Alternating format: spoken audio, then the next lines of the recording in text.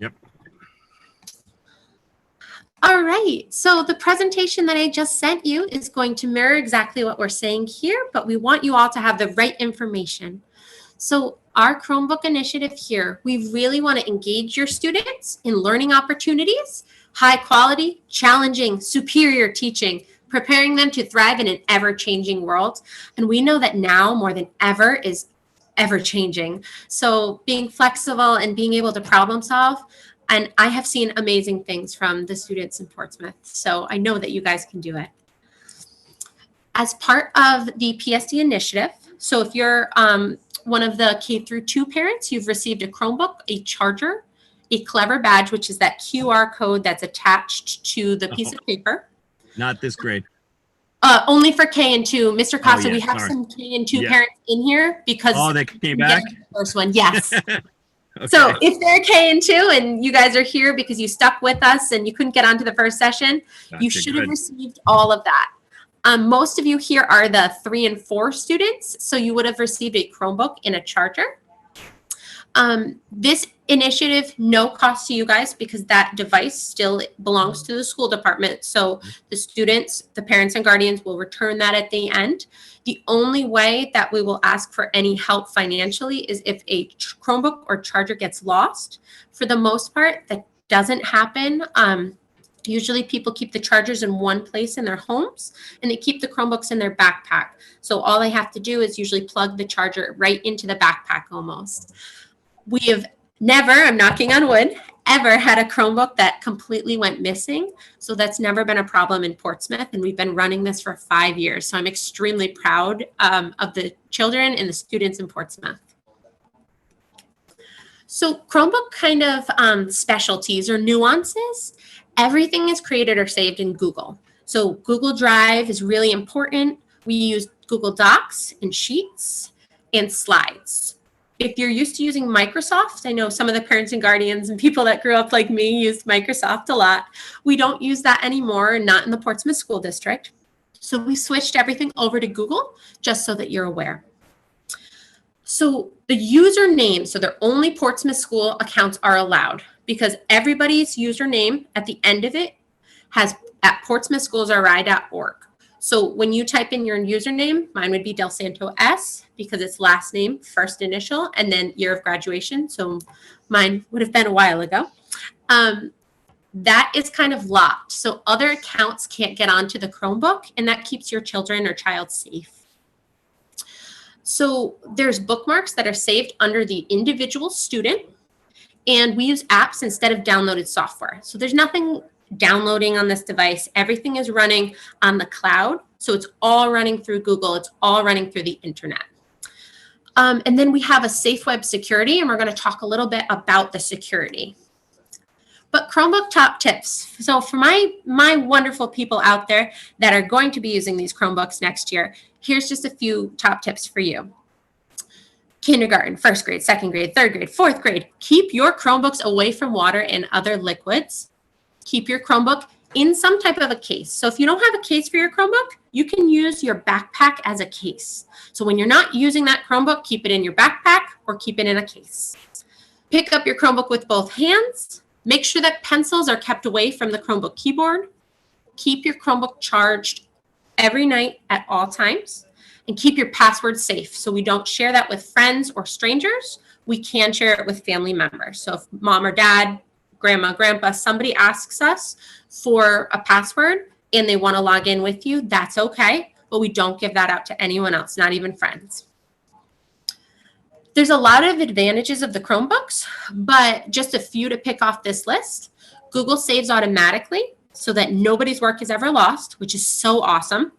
And it makes it easy to work with a partner. You guys have this presentation, so you can definitely look at the other ones, but those are just a few that I wanted to pick out for you.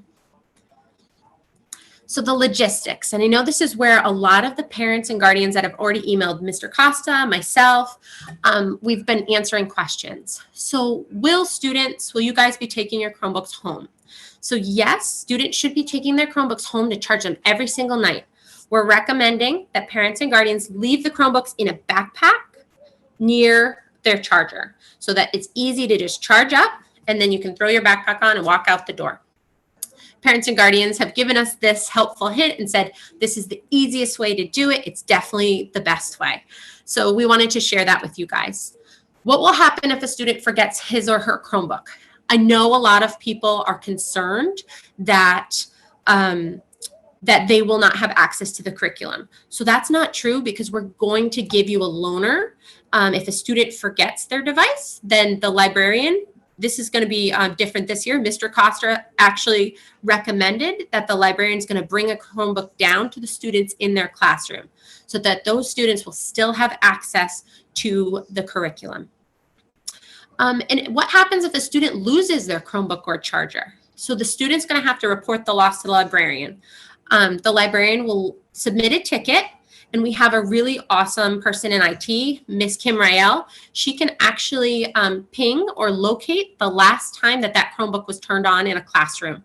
So 99% of the time, it's found within the hour. If it's not found within the hour, it's usually found by the end of the day. Like I said, we have never had one go completely missing forever. So if that did happen, we would ask parents or guardians to pay to replace the equipment. Damaged Chromebook. So we've had a lot of questions about this because it's changed a little from last year. So if your student is a distance learning student and they damage their Chromebook, parents and guardians will bring the damaged device to the main office. The librarian's going to get a loaner so that student doesn't miss out on any of their instruction. And the librarian's basically going to submit a ticket. IT is going to pick it up, send it out for repair, and then you'll be notified when that Chromebook comes back in and it is fixed. If we transition to full distance learning for teachers and students, say this happens at some point during the year, parents and guardians have asked about this, so we just want to be prepared. How will damaged Chromebooks be handled? So there'll be a new system for that where we'll have a kind of like a sign up genius, which is basically you sign up for a time, you know when to come into the school, and you can coordinate a time to get a loaner Chromebook. So that's not the situation we're in, but if it did come to that, just know that that's going to change a little bit, that you can't just walk into the school at any time. And then the last question on here is, will parents or guardians have to pay for damaged Chromebooks? If you have a student in another grade, so in the middle school or the high school, in the past, multiple damages did result in parents having to cover that cost. But right now we have a different type of insurance just for the year because we are in such a tricky situation.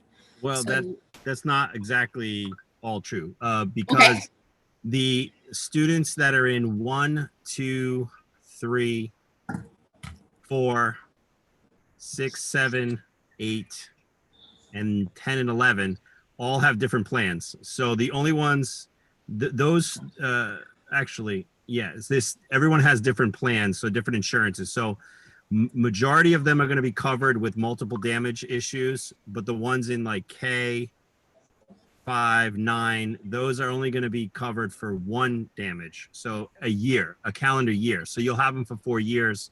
So if there's one damage a year, then we usually can get it replaced and fixed. And then everything else, if it breaks the second time in a year, that's when there may be a charge for that. And that's what the sign off is explaining when we sign off on it. So taking good care of the devices is super important at this point. Perfect. So it looks like K is going to be different than the 1, 2, 3, 4.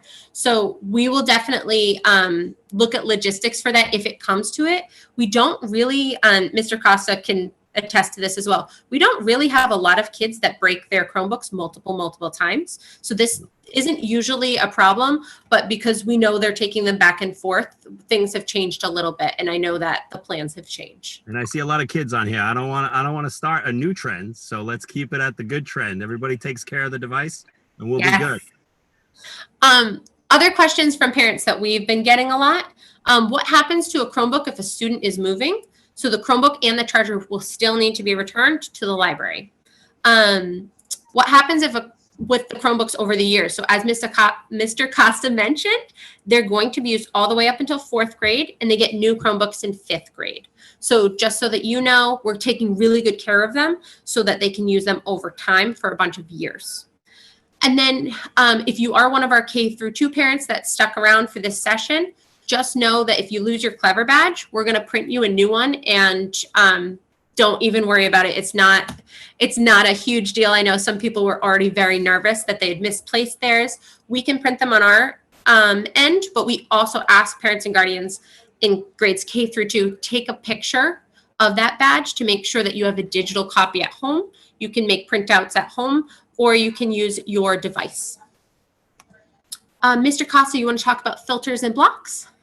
Yep, absolutely. So our district incorporates 2 separate filters. We have one that's in district filter that the teachers, administration, everybody gets filtered, including students, every device. So with that, when the students are in the district, there's a lot of blocking of inappropriate sites. We make sure that safe search is turned on, protecting the student and making sure that we are federally and state local compliant with our internet access for the children. So that's a number one thing. A new thing that my network manager, Mr. Karen, set up is also the approvals for teachers to approve YouTube videos. So the good thing about that is you can't normally, in the past, we were able to search whatever we wanted to, and that caused a big, issue in the district, and including me. I'm a parent of 3. I want to make sure my kids are always safe online as much as possible. So we came up with the approval process where it's a little more work for the teachers, but in the end, we know that they're approving videos for their class and curriculum. So they'll have to go ahead and approve that video for the district. And if that video is not approved for the district, the students cannot get to those sites. So sometimes there may be an issue, an emergency. We just want to have the students communicate as much as possible when they're with their teachers. So if they can't get in it to a YouTube video that the teacher posted in Google Classroom, just communicate with your teacher through Classroom or an email, or the parent can help out and email that teacher to say, hey, we need to have it available. So that's where their approval comes in when they can't see it. Out of school, so our specific, we have specific websites and videos that are blocked. Again, a lot of games. We try to block games. I know parents are like, I need all the games blocked, but with the gaming stuff, some of it is good. So if we say block all games, we block the good games, the math games, the science games, the English games. We can't get around that. So we try to do our best and block and use keywords to block certain games. But in the end, it comes down to, okay, let's shut off the internet for the house for the kids at that time. So, and I end up doing that a lot. And luckily Cox has a good, website or interface that allows you to do that moving forward. But we do block a lot of things. I do block a lot of videos. And it also, we use a program called Securely. That's the one when they go home, the students will be able to, that information from Securely will come back to the schools. So the principals, the coaches, the IT department, will know if there's any harmful or dangerous language being used, or if there's any information that's going around, or searches that they're making, or emails that they're seeing. And we can control that, block it, or have a conversation with the students and parents to figure out, why we're going to those sites, or if there's someone saying things that they shouldn't have said to that student. So a very good program to have. In the future, we're going to bring the capability of parents, so that way it gives you a visibility. Right now, we don't have that, but our state vendor for the internet is working on an option for Securely. The schools will have to purchase with the parent option. So we're looking into that. And hopefully that's something that we could, and it's affordable, and we could purchase as a district, so that the parents have some insight on what the students are seeing. Hi. We are trying to, just so that you guys know, Mr. Costa, his team, myself, we're trying to keep your children, or you guys, whoever's on the end there, as safe as possible. So we really are working so hard to do this in all different capacities. And so just so that you know, the safeguards in school, out of school, we get notifications for that harmful language. And of course, we will keep you in the loop. And the last thing that I have to say, and I know I didn't say this in the K-2 one, is that we do filter the emails, and the emails we also filter is these students are, so can't like, why, I'll send to my personal email if mom or dad wants that. It doesn't work that way. So the only people the students can communicate are within district. So they can only talk to they can speak to others. They can all speak to their teachers that way. So we try to keep it internally until they get to high school, where they're the age of 13, they can communicate out. Yeah. So that's another good point to understand how email is used within the district. Clever. So K-2, you guys have badges and there's instructions for logging on here if you're from our K-2 group. 3 to 4, so you don't have the badges, but what you will have is a dashboard. So when you do log in, you know, your last name, first initial, your year of graduation, and then your password, you're going to see a dashboard and it's going to have a bunch of pictures on it. And we're going to teach you which pictures go with Google Classroom, which pictures go with Google Docs, and you won't have to sign into anything else. You'll just be able to click on a picture and you'll be right into that website. It works for a lot of the programs that we have. So that is a new thing that we're instituting this year that should be really exciting for us. Mostly students are going to be using this icon right here. This is Google Classroom. Teachers are going to be posting videos, maybe sometimes an assignment or two in Google Classroom.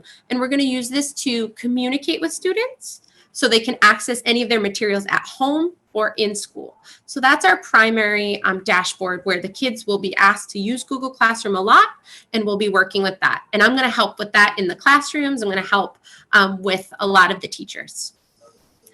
So we have about the next 5 to 7 minutes for questions. So I'm going to come to the chat and we're going to answer as many as we can. We do have a meeting at 7 o'clock. So if you guys, we don't answer your questions, we're going to try, you can always email us. We're going to try to get through as many as we can. Thank you for appreciating the information. For those of you out there that are sending thank yous, we are really working hard and we're trying to make this the best we can for all of your students. I'm looking at K-2. The question is, in addition to the QR code, how do we find out the student's password? Mr. Costa, for K-2 students. You unmuted me, Mike? Yeah. Sorry, I just picked up my kids from soccer. It never ends. So yes, so if you have any, I tried to answer as many questions before I left the fields. So if you have any questions regarding passwords, just email itdirector@portsmouthschoolsri.org. And I think I sent that over to everyone in the chat list. So copy that. We are going to set up a protocol using the family portal email address. So that's a whole other option where we're going to set up like a system so that when people ask about Aspen, they can also ask about how do I reset my son or daughter's password until we can figure this all out. So that's the other option. Thank you, Mr. Costa. I'm also looking at a question for charge. So the charge is really great. It should last the entire day. It should last even part of the night. We do encourage students to charge their Chromebooks every night, but it definitely should last a good 8 to 10 hours of use. Should you be able to sign in now? Yes, you should. If you're having any problems and you have tested signing in, if you're in the process of testing signing in, we'd love to make sure that you can get in by tomorrow. If you could try it out for us. I know a lot of people have said they've tried it out or are excited to. So you definitely have that option. Other questions? So you shouldn't need to download anything onto your children's Chromebooks. And customizing the homepage. So unfortunately, we can't customize the home pages. They're always going to be whatever the teacher chooses as far as that clever background for either it's Google Classroom, Google Docs. So the teacher is going to have some control of that. Yeah, there's some for the actual desktop background. There's really no customization there. And then the browser settings, I think those are locked as well. So some people like to change the backgrounds. It's just so that we can keep it simple and nothing too obscene or anything. So we're trying to and it also helps with performance. So if you have a high picture quality or graphic, it'll eat up the memory and storage on your device. And we just try to make as much as possible, have all the free memory and storage that you need on these devices to do your schoolwork on. Perfect. I'm seeing some questions about passwords. So if you logged in last year, if your student logged in last year, they're good to go with their password from last year. Yes. They can try to do that now. That's perfect. Good question. If you're new to the district, definitely it's last name, first initial, and then year of graduation. You can email the email addresses above, IT director, if you need a password. We have a question. Mr. Costa would be, I think, better to answer this one than myself. Putting the Chromebooks in the backpack and charging them, I know that that was a suggestion. Yes. Will it get too hot? Temperature issues? Normally, when you shut the screen or close the clamshell, it turns itself off. So that's where, oops, I gotta stop here. So when it turns itself off and goes to sleep, and then it charges. So it usually doesn't get that hot. Aspen accounts for the elementary families. So the Aspen accounts, Mr. Costa, that's at the IT. Sorry, Okay, can you remind me? Aspen. Yep. So with the Aspen accounts, it's a great question. We have an administrative directive to open up Aspen portal on Saturday morning. So on Saturday morning, it'll be available. So what we're going to do is we're going to enable all the parents. I know a lot of the younger generated parents, the younger grade parents, I'm sorry, K to 4 don't have access right now to Aspen. Middle school and up, the parents have access. So we're going to enable those new parents to make sure that they have access to what they need. And we'll be sending out passwords to the priority 1 parents.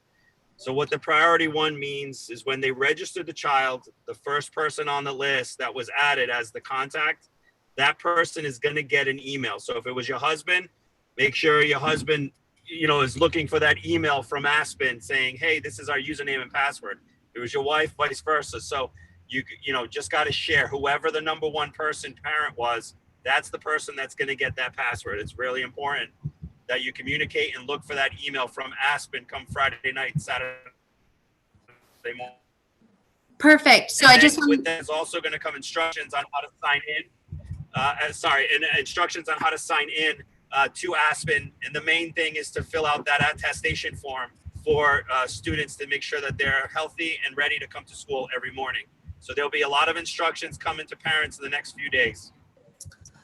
Perfect. So as far as I know that some people are asking about Zoom on the students' Chromebooks. So Zoom will actually be within Google Classroom. So the Google Classroom is going to be a place to store links, and the teacher will push out a link to Zoom on there to reach their child, their student. So they don't have to have the app specifically as long as they have access to Google Classroom.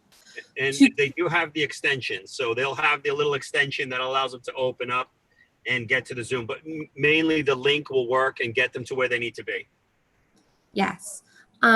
Perfect. If a student has forgotten their password, we can definitely reset it here. Yes. Yep. I'm so sorry. I'm trying to scroll through as many of these as possible. Good. Yeah. What is the size of the Chromebooks for cases if they want to purchase one, Mr. Costa? Do you know? Great. So if you have a Chromebook right now in front of you, if you turn it upside down, if you turn it upside down, there's going to be a model number. It's usually a 3100 for kindergarten and a 3180, which for the 1 through 4. Those are all 11-inch models. So anything that'll fit an 11-inch, I would recommend a 13-inch in case you need to bring your mouse in to school, because if you're doing a test or an assessment, you want to have that mouse with you at school. So maybe a 13-inch case would be ideal. All right, so we actually have to jump on over. I'm so sorry if we didn't get to everyone's questions. We have to jump over to our other meeting. I'm putting my email address in the chat in case you have a specific question. Thank you guys so much for attending. I hope that you got some valuable information. Great, thank you everyone. Bye-bye.